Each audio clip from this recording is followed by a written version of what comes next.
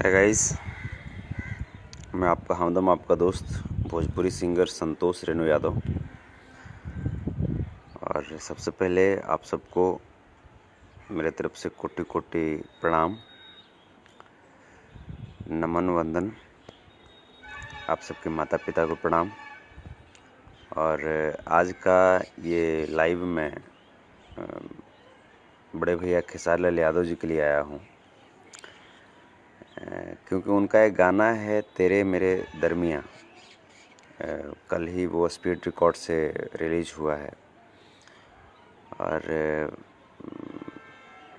कल मैं गाना को देखा, कल ही मैं सोचा लाइव आने के लिए, लेकिन फिर मैं देखा कि कल चूँकि एक लाइव में आ चुका था, इसलिए कल मैं लाइव नहीं आ पाया। कल से करीब करीब मैं 25 बार उस गाने को, 25 से ऊपर ही हुआ होगा, उस गाने को मैंने देखा।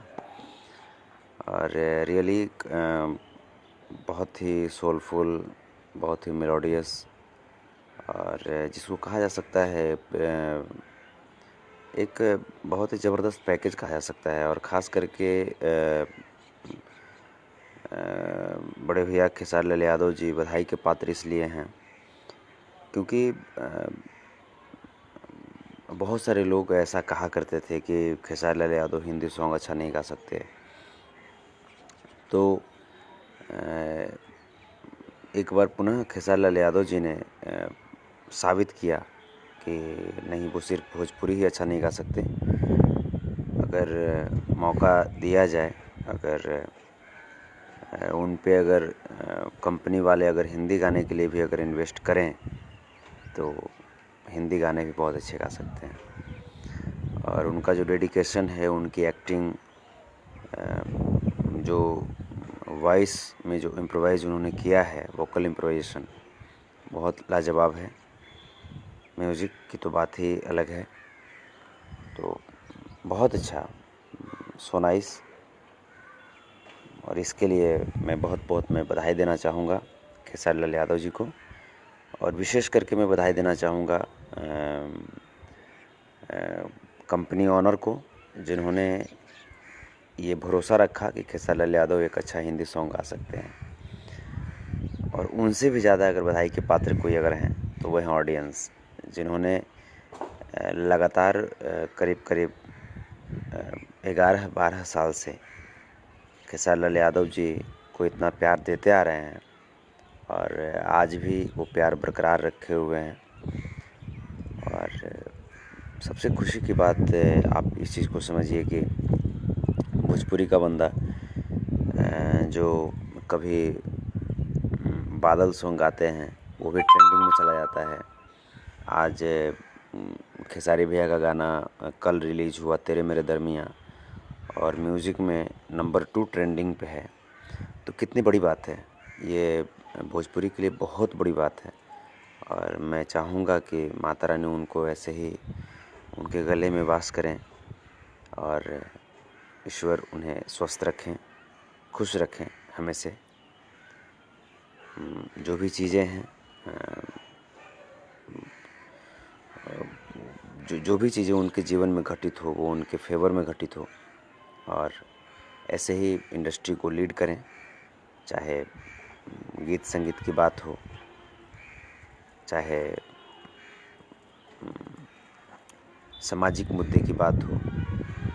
आप सीनियर हैं या तो आप हैं, पवन भैया हैं, दिनेश भैया हैं, रवि भैया हैं, मनोज भैया हैं, सब लोग अच्छा लगता है। और ख़ास करके जब इतना बेहतरीन जब कंपोजिशन, इतना अच्छा जब प्रेजेंटेशन जब सामने लाते हैं तो हम लोग को भी इंस्पायरेशन मिलता है। और हम लोग भी इंस्पायर होते हैं कि नहीं, जब बड़े भाई जब ऐसा कर रहे हैं, जब इतना अच्छा जब कोशिश कर रहे हैं, तो जाहिर सी बात है कि फिर हम लोगों को भी कुछ करने की ज़रूरत है। और मैं अभी कुछ बात मैं हिडन रखना चाह रहा था, कुछ छुपा करके रखना चाह रहा था, आप लोग को सरप्राइज़ देना चाह रहा था। मैं एक बड़े लेवल का हिंदी गीत ही मैं भी गा रहा हूँ। और वो भी एक अच्छी कंपनी से रिलीज़ होगी और बड़े लेवल का वो भी है। उसका भी वीडियो 2-2.5 लाख रुपए के आसपास का खर्च उस पे होगा। बड़े लेवल का इसलिए मैं कर रहा हूँ क्योंकि आज तक मैं जो वीडियो किया हूँ वो मैक्सिमम एक सॉन्ग पे 20,000 22,000 तक खर्च हुआ है। तो मेरे लिए तो 2.5 लाख का जो अगर वीडियो होगा तो बड़े लेवल का ही होगा। जो ऑडियो है तो ऑडियो भी 25,000 से ऊपर उसमें खर्च हो रहे हैं। और सॉन्ग जो मैं गा रहा हूँ वो लिखा भी मैं ही हूँ, तो वो हिंदी सॉन्ग है। तो इंस्पिरेशन मिलती है। खेसारी भैया, पवन भैया ये सब अगर अच्छा करेंगे, हमारे सीनियर अच्छा करेंगे तो उससे इंस्पायर होते हैं लोग।